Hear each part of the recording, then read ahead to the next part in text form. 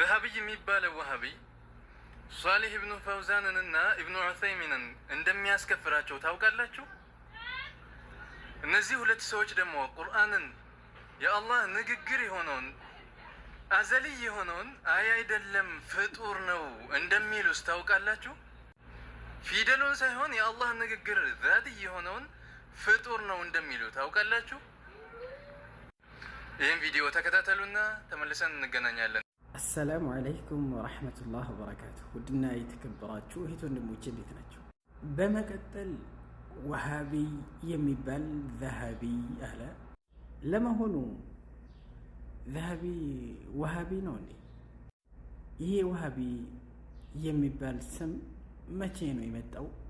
እነዚህ ሰዎች ምን ያክል ንግግራቸው እንዴት እንደሚጋጭ ላሳያቸው። አንደኛ ነገር ኢማሙ ዘሃቢ 7ኛ ዓመት መቶ ላይ ነው የኖሩ።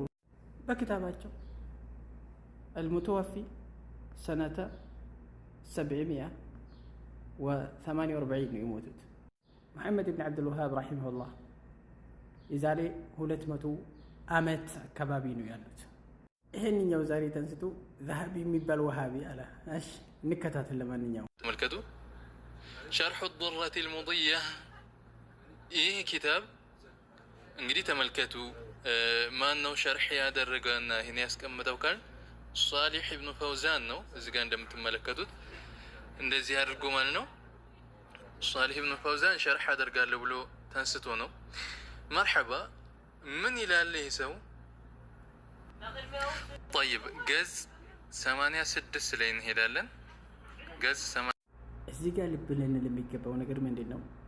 ሷሊህ አልፈውዛን ቁርአን መክሉቅ ነው ያሉበትን ቦታ በዚህ ክታባቸው ላይ ሊያሳየን ነው። ልብ በሉ እዚህ ጋር።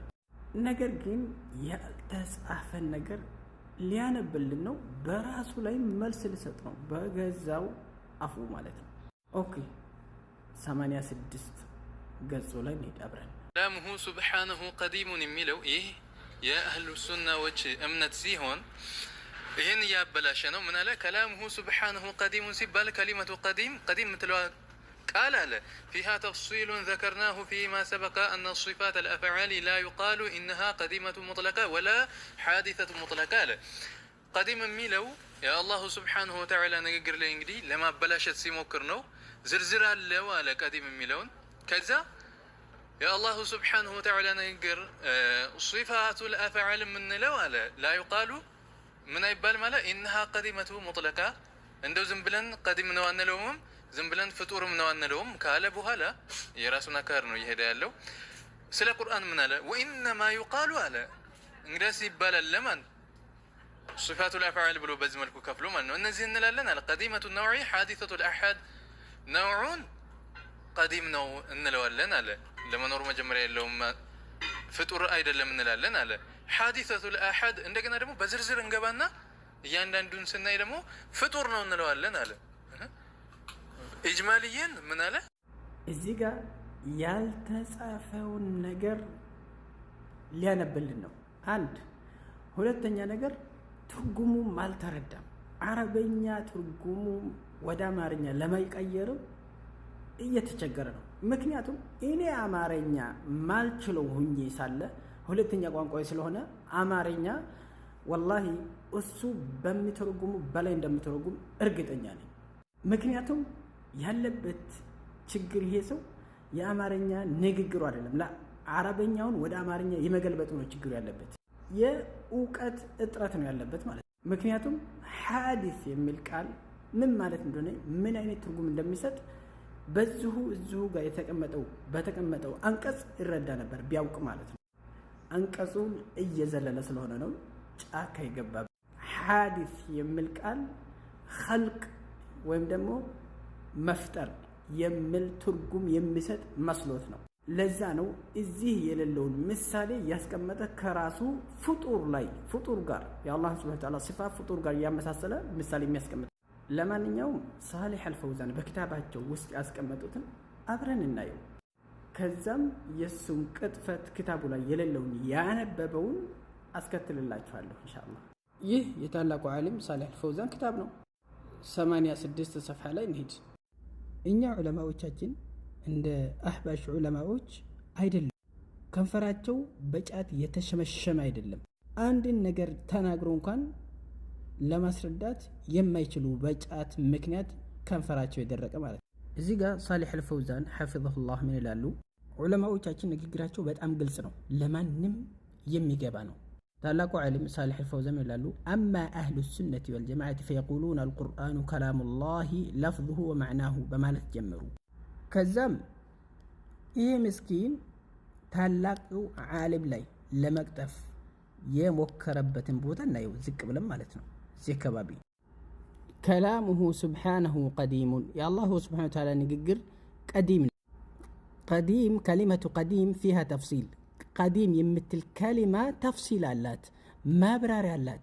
ዘከርናሁ ፊማ ሰበቅ ባሳለፍነው ደርሳችን ውስጥ ጠቅሰን አሳልፈናል እያለ ነው። ፊማ ሰበቅ አነ ሲፋት አልአፍዓል ላ ዩቃሉ ኢነሃ ቀዲመቱ ሙጥለቃ የአላሁ ስብሓነ ወተዓላ ባህሪ ወላ ሓዲሰቱን ሙጥለቃ አሉ። የአላሁ ስብሓነሁ ወተዓላ ባህሪ ሁለት አይነት ነው። አንደኛ ሲፋ ዛትያ ነው፣ ሁለተኛ ሲፋ ፍዕልያ ነው። የአላሁ ስብሓነሁ ወተዓላ ባህሪ ወይም የአላሁ ስብሓነሁ ወተዓላ ሲፋ ዛትያ የሚባል አለ፣ ሲፋ ዛትያ ፍዕልያ የሚባል አለ። የአላህን ስብሓነሁ ወተዓላ ማንነት የሚገልጹ ባህሪና የአላህን ስብሓነሁ ወተዓላ ድርጊትን የሚገልጹ ባህሪያቶች አሉ ማለት ነው። ለዛ ነው ታላቁ ዓሊም ሳሊሕ አልፈውዛን እንደዚህ ያሉት አነ ሲፋት አልአፍዓል አሉ የአላሁ ስብሓነሁ ወተዓላ የድርጊት ባህሪያቶች ላ ዩቃሉ አይባልም ኢነሃ ቀዲመቱን ሙጥለቃ እሷ ስድ በሆነች መልክ ቀዲም ልትባል አትችልም። ወላ ሓዲሰተን ሙጥለቃ ስድ በሆነ መልክም ደግሞ ሓዲስ ናት ግኝ ናት አትባልም። እዚህ ጋር ሓዲስ ማለት ፍጡር ማለት አይደለም። ላ በቁርአን ማስረጃ እሱ እንመጣበታለን። ምንድን ነው የሚባለው? ወኢነማ ዩቃሉ ቀዲመቱ ነውዒ የአላሁ ስብሓነሁ ወተዓላ ባህሪ አፍዓሉ ድርጊቶቹ አይነቷ ቀዲም ናት። ሓዲሰቱል አሓዲ የቆየ አይነት ሁኖ ሳለ አዲስ የተናገረበት ነው፣ አዲስ ንግግር ነው። ፈልቁርአኑ ለይሰ ቀዲመን ቁርአን ቀዲም አይደለም አሉ። በል ሁወ ሙሕደሱን ሚን ከላሚላሂ ዐዘ ወጀለ እሱ አዲስ ነው ከአላሁ ስብሓነሁ ወተዓላ ንግግር ነው እያሉ ነው። ቃለ አላሁ ተባረከ ወተዓላ አላሁ ስብሓነሁ ወተዓላ እንዲህ በማለት ገልጾታል።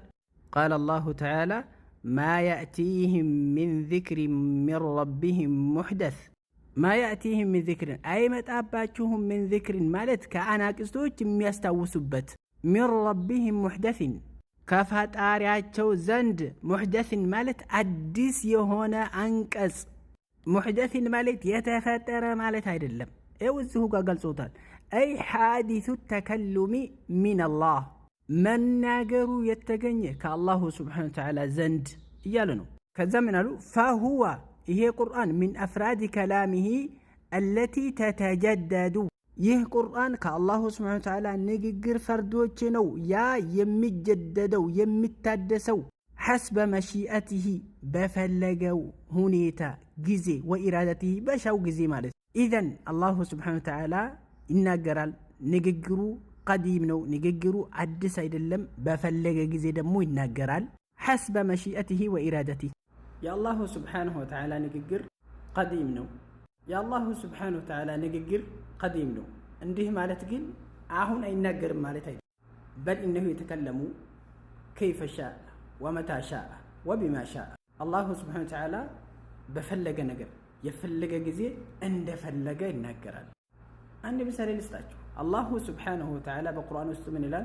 ቀድ ሰሚዐ አላሁ ቀውለ ለቲ ቱጃዲሉከ ፊ ዘውጅሃ ወተሽተኪ ኢለላህ ወላሁ የስመዑ ተሓውረኩማ ኢነላሃ ሰሚዑን በሲር ይላል። አላሁ ስብሓነሁ ወተዓላ ሰማ ይላል። ከአንተ ጋር የምትነጋገረውን አንተ ጋር የምትከራከረውን ሴትየው ንግግር ወደ አላሁ ስብሓነሁ ወተዓላ ሸክዋን የምታቀርብ አላህ የሁለታችሁን ንግግር ሰማ። አላህ ሰሚም ነው ተመልካችም ነው አለ። ይህ ንግግር መቼ ነው የተከሰተው? ኸውላ ረዲየላሁ ዐንሃ ከነቢዩ ጋር ሰለላሁ ዐለይሂ ወሰለም የባህሏን ነገር ሸክዋ በምታቀርብ ጊዜ ነው፣ በምትከሰው ጊዜ አላሁ ስብሓነሁ ወተዓላ የሰማም ያኔ ነው። በዚህ አንቀጽ የተናገረውም ያኔ ነው። እንዲህ ማለት ግን መክሉቅ ነው ማለት አይደለም። በእናንተ ዓቂዳ ብንመጣ ግን አላህ በፈለገ ጊዜ መናገር አይችልም።